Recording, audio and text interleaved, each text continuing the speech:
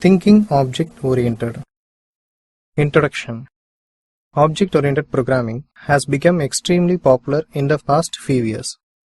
Software producers are eager to release object-oriented versions of their products. Innumerable volumes and special issues of academic and trade journals have appeared related to the subject. In this chapter, we will explain the basic principles of object-oriented programming, and by doing so, the following two propositions are illustrated. Object-oriented programming is a revolutionary idea, a rare one among those which have come before in programming. Object-oriented programming is an evolutionary step naturally following the footsteps of the earlier programming abstractions. Why is object-oriented programming popular?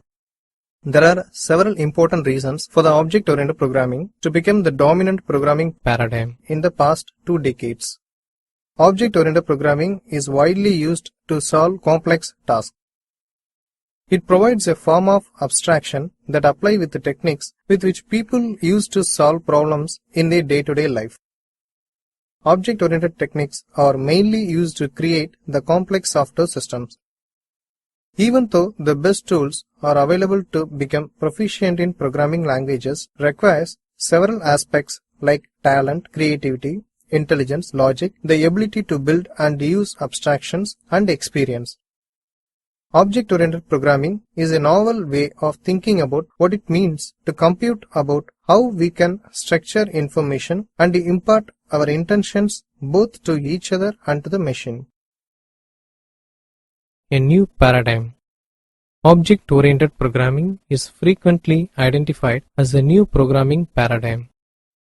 Paradigm. It is a distinct set of concepts or thought patterns or example of something. The word also used to mean the model that hold about a particular area of knowledge.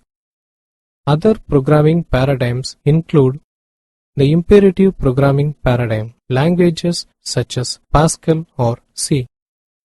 The logic programming paradigm, Prolog.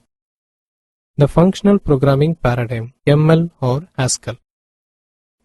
Notations and meta-models. The UML in its current state defines a notation and a meta-model. The notation is the graphically stuffed in models, for it is the graphical syntax of the modeling language. The idea of rigorous specification and design languages is most predominant in the field of formal methods. Most graphical modeling languages have no rigor. Their notation appeals to intuition rather than to formal definition. To improve the rigor of methods without sacrificing their usefulness, we can define a meta-model, a diagram, usually a class diagram, that defines the concept of the language. Messages and methods. A method in object-oriented programming is a process associated with the class. A method defines the behavior of the objects that are produced from the class. The transmission of a message to an agent, that is an object, responsible for the action initiates the action in object-oriented programming. The message encodes the request for an action and is tagged along by an additional information, that is arguments, needed to carry out the request. The object to whom the message is sent is the receiver. If the receiver accepts the message, the responsibility to carry out the indicated action is accepted. As a response to a message, the receiver shall implement some method to satisfy the request. There is an important principle of information hiding in regard to message passing, that is, the actual means by which the request will be honored need not be exposed to the client who is sending the request. There is a designated receiver in message passing, and the selection of a method to execute in response to the message may vary. For any given message, the specific receiver will not be known until runtime, so until then the determination of which method to invoke cannot be made. Responsibilities. Describing the behavior in terms of responsibilities is a fundamental concept in object-oriented programming. The level of abstraction is increased by discussing a problem in terms of responsibilities. This permits a greater independence between objects, a critical factor in solving complex problems. The entire collection of responsibilities associated with an object is often described by the term protocol. Data structure, that is, objects, are requested by an object-oriented program to perform a service. Classes and instances. All objects are instances of a class. The class of the receiver determines the method invoked by an object in response to a message.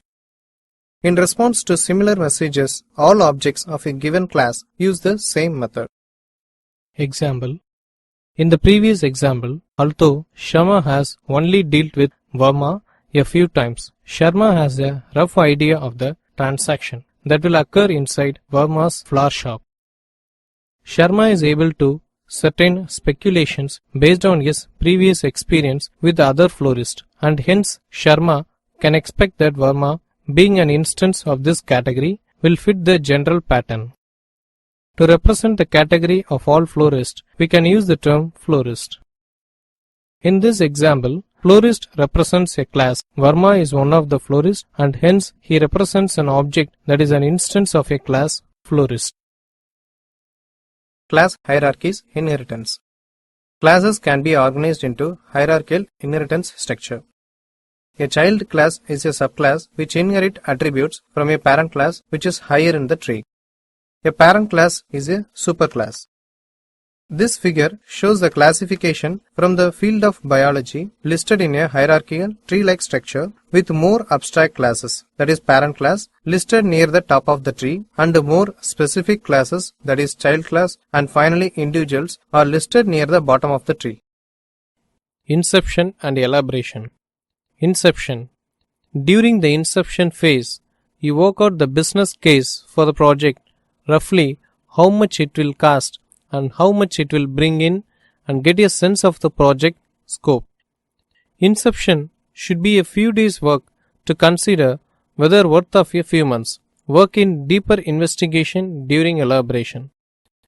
Elaboration. At this point, you want to get a better understanding of the problem. What is it you are actually going to build? How are you going to build it? While deciding what issues to be given priority in this phase, you must be aware of the risk. Risk can be usefully be classified into 4 categories. Requirement risk. What are the requirements of the system? The big danger is that building the wrong system does not fulfill the customer needs. Technological risk. What are the technological risks one has to face? Do you select technology that will actually work for you? Will the various pieces fit together? Skills risk. Are the sources like the staff and expertise available? Political risk. Are there political forces that can interfere in the way and seriously affect your project? Method binding and overriding. Binding is the association between method and class. Information present in a subclass can override information inherited from a parent class.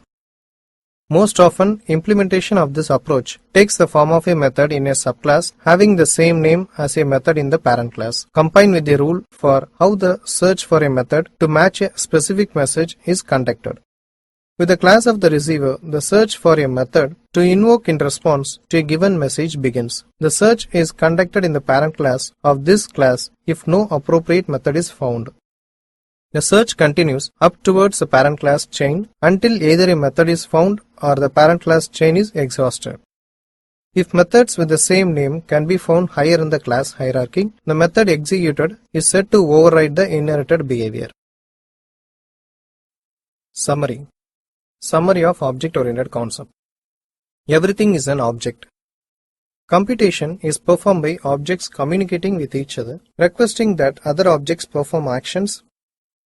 Objects communicate through sending and receiving messages. A request for action bundled with whatever arguments may be necessary to complete the task is a message. Each object has its own memory which consists of other objects. Every object is a specimen of a class. A class simply represents a grouping of similar objects such as integers or lists. The class describes the behavior or state associated with an object. That is, all objects that are examples of the same class can perform the same actions. Classes are organized into singly rooted structure called the inheritance hierarchy. Memory and behavior associated with instances of a class are automatically available to any class associated with a descendant in this tree structure.